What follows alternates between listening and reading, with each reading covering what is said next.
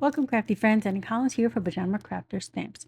Today we're going to create this watercolored floral card. Let me go over the products I use for this. I use the Together stamp.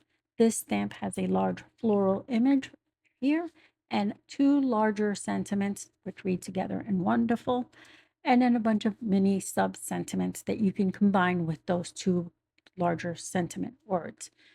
So today we're going to use the You Are Wonderful, but there are lots of fun ways to combine these to create fun sentiment for any card. Again, we're going to use the large floral and the You Are Wonderful. I have some cardstock here. This is watercolor cardstock. This is from my stash. We'll be using that.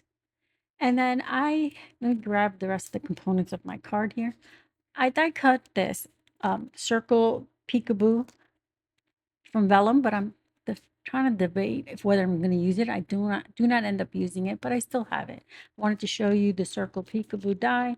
I will link it below for you in case you're interested. I have this here background that I left. It's like a burlappy thing. I left some of the pieces in for texture. I have a layering cardstock and my card base. The layering cardstock is like a peachy kind of color. And then from Pajama Crafter, these rhinestones, they're called Girl's Best Friend. They're nice and shiny, but neutral. Embellishment Tray. Now, I'm using Nocturne ink for our image, and I'm going to emboss it with clear embossing powder. I'll use my frog press to get nice even coverage because I'll be stamping onto some watercolor paper. I have my anti-static powder and brush tool. I'm going to be using some dye inks to watercolor. You can use any kind of watercolors you own. I just wanted to show you if you have dye inks or water reactive inks, they're perfect for watercoloring. And most of us gray cards do have those. All right, so I'm going to clear my desk, put everything aside, and we're going to start by stamping our image. Now I'm going to increase the speed here a little bit just to save us some time. Right, so I put my panel in, I have my panel here ready to go. I'm going to brush it with anti-static powder because we're going to be doing some heat embossing first. I'm going to put my panel in my stamp press here, right there, and then I'll get it from the release. And once I pull it off the release, it's going to be take a minute to go back to sizing. It always does when you peel a stamp. Just give it a second. Just let it sit for a second. Once you do, it's ready. Now this will avoid, now you can pick it up. This will avoid air bubbles being behind your image. So I'm going to remove any of the anti-static powder that got on my image. I'm going to ink it up with, like I said, VersaFine Clair Nocturne, a nice black ink. This ink takes longer to dry, so it's perfect for heat embossing. So I'm going to use my frog press and give firm pressure. Why? Because this is textured cardstock, because it's watercolor cardstock, and it takes more pressure than regular cardstock to take the image nicely. So I'm doing it again, making sure that it gives nice even pressure. I love that there's a little foam, not foam, that's felt, a felt pad on the bottom, so it glides nicely across the stamp positioning tool, and it's nice on your hand. Plus, he's so cute. Okay, so now I'm going to use the clear embossing powder. This allows my lines to stay nice and black and I can see them. You can, of course, use gold embossing powder, any embossing powder you prefer. I'm using clear because I want my lines of my images to stay black. Why do I emboss? Well, it's a cheat. It helps contain the water as much of the watercolor within the image. You don't have to heat emboss. You can just use a pigment ink like Nocturne Clair, VersaFine Clair in any color. And that will keep, you can use that for watercoloring because it won't smear. But heat embossing just contains the water, helps it. It's a cheat, just it. So from heat embossing, I like to heat from behind first to kind of set my powder. And then I continue from going back and forth from front to back, so that minimizes the warping of my image. Because, you know, when you apply heat to one area, it will warp. So if you do it both sides, it will minimize it. You know your embossing powder is set once it goes to shiny. It goes from dull to shiny, and then it's all set. Do that, make sure it's all good. And once it is, I'm going to take this and let it just cool off. It's really hot, and the embossing powder is still quite liquidy. It's the best way, it's melting. So if you touch it, it can smear. While that's cooling off, we're going to stamp our sentiment. So I'm going to grab my extra piece of cardstock that I have over here. I'm going to put it into my platform, and then we can stamp our 2 sentiments. I got to remove my image here. I'm going to clean it so I can pick it up so I don't get black ink all over my hands and all over all the paper. So let me get this out of our way. And I'm sorry for the glare. In order for it to be nice and bright for you to see, I need the lights, but unfortunately, they shine off the platform. All right, I'm going to go ahead and get that going. I'm going to use the same black ink, the same VersaFine Clair, to stamp our sentiment. Use my frog press once again, my pet press, to get nice even coverage. But now I'm not pressing as hard, just gently moving it across. All right, I'm going to set that aside, clean my stamps, get our desk all cleaned up, because we want everything out of our way so we can watercolor. And I want to put these stamps right back into the carrier because I don't want to lose them or misplace them. Right, now I will bring my image. It's now all cooled off. I'm wiping off any excess powder that might be left behind. And I'm going to bring in a plastic palette.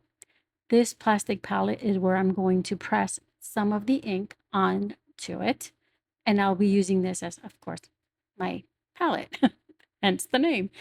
All right, I'm going to bring in 2 shades of red, a little bit of orange, and 2 shades of green for our leaves. Now I'm using the Stellar inks. You use whatever water reactive dye inks you have in your stash. Most of us card makers have a variety. And I'm using a watercolor brush. This is a watercolor brush. It's a brush you can hold water. You don't have to get any separate water. Great for traveling, but great for in your stash. If you don't have that, a regular watercolor brush will do. I start by watercoloring, well, not watercoloring, by painting with plain water. Then I just drop in a little bit of the dark green, and then I drop in the lighter green. And then it mixes all on its own on the image. I'll repeat that. I color first, I paint first, I should say, with plain water. And then I drop in a little bit of the darker green and then the lighter green, and I let them blend. If they don't blend on their own, I give them a little nudge by dragging one or the other color into each other. And then they blend nicely. I repeat this for all of the leaves, except 1 or 2. I color straight just one color. Like this one is quite twisted, like it's bent. So I want to just keep it darker. For the stems, I keep the darker green as well. As you can see, I pull it right there. And there you go. And then I drop a little bit of the lighter green. And it moves really quickly. This is simple, quick, and easy. This technique, by the way, if you're wanting to look up watercolor terms, it's called the wet on wet technique, because you apply water first and then you drop in your pigment and let it blend on its own. This way it blends easier, nicely, and you don't get like any ridges because you're stopping and you're not blending them out. It's super easy, so it moves really fast. Now I do have this sped up, but it does go pretty quickly. Now I'm almost done with our last leaf here, and I have to finish that little stem right there. And then we can move on to our little petals of our flowers. I'll start with the smallest one here. And then right here, as you can see, I didn't clean my brush enough, and I have some green. To clean it, I just add a little more clear water, and then I used the paper towel to dab up any of the extra. I start off applying, again, the same technique, wet on wet, water first, and then the pigment. I use the darker color red, and then I blend in the light. But I noticed about, not quite yet, I'll notice that my colors, my darker red and my lighter red, are too similar. I'm going to need something a little more bold, and I will get a darker red here in a moment. So I move on to I did it again. I pulled in some of the green. I accidentally touched one of the leaves and pulled it in. As you can see, I used the paper towel to just quickly clean it up. I'm going to do the same thing for the larger one. Water first, and then I apply my darker, and then I go ahead and mix in the lightest. For the florals, I'm bringing a little touch of a pale orange color because these are, to me, I believe these are peonies, and peonies have like a little bit of orange in their tips, the ones I've seen. All right, so we're going to go ahead. Here's where I brought in a little bit darker red, and I'm going to put the red first. And I'm going to, since the little one is still quite wet, I'm able to blend in the darker red. There we go. All right, see how that blends much better? Now it pops even more. So now I've added the darker red all in the little crease areas, like so. And then I'll blend in the lighter reds. And then I'll drop in a little bit of our orange. There. And those, that, let them all blend with the water. Basically, you're letting the water do all the hard work of blends and all that. Super easy, great for beginners, this technique. And you can do this with any image that you want to watercolor, not just florals. I think it works the best on florals because, they're easier to blend, but it works with any image you want to use. Again, I want to apologize for any glare that my lamps are causing, but unfortunately, in order for you to see this and keep it nice and bright, our lamps are required. All right, so I'm almost done here with our large image. I'm going to continue doing the same thing throughout. Now, this stamp set is so versatile. With all those sentiments that you have here, you can create encouragement cards, you can do love cards. Beautiful. And you can use the sentiments with other stamps because there's so many of them. You can use this sentiment with any dies that we have. We have a thank you and other ones that you can use with this image. All right, so we're finishing off our last few petals up here. Here I add mostly the darkest, a little bit of the lighter red, and then I blend out with the orange towards the top right there. There we go. I need a little bit more because it's just blending out. It needs a little more pop. And I dab off anything too wet. If anything's too dark or too wet, you can just dab off, and then it allows you to blend in another color. There we go. We are done. So now I have to let this dry. So let me get this palette out of our way. That avoids all the glare. All right. Now this needs to dry. You can heat set this if you prefer. I like to let it dry on its own because if you heat set it, you run the chance of reactivating the embossing powder, and I don't want to do that. So I'll let this dry and then I'll fussy cut it. Now we're back because I fussy cut it out. As you can see, I took my time, leaving just a little edge. I also fussy cut the word wonderful, and I trimmed down our sentiment, the other part of our sentiment. And I also put foam adhesive behind our sentiments and our image. Now we can start building our card. So I'm going to lay this out to see if I like the vellum circle. It's getting lost, so I'm going to just save that for another card because I have lots of fun cards to create. And I'm going to bring in my adhesive and start gluing everything down. Now I keep my adhesive in our cupcake holder, which is perfect to hold your glue. It has a stopper on the bottom that you can see barely in the screen. If you leave your bottle upside down, it holds all the glue without getting messy. And that little heart is magnetic so that you can hold your needle on there. So I'm going to start by adhering this little die cut piece that I have here that I've cut from a pale rosy color. to bring in those colors that are in the floral. And I'm adhering it to my layering cardstock. This I will adhere now, this panel, to my card base. This is just direct glued on. There we go. Let me get back in screen. And then I will pop up our floral onto this. I'm going to use some sheer shimmer craft spray in gold, but first I want my image down because I want a little bit of those splats of gold on my image. It's going to be hard to see on this camera thing here, but you will see it in real life. You have these little splatters of gold and you catch it. So pretty.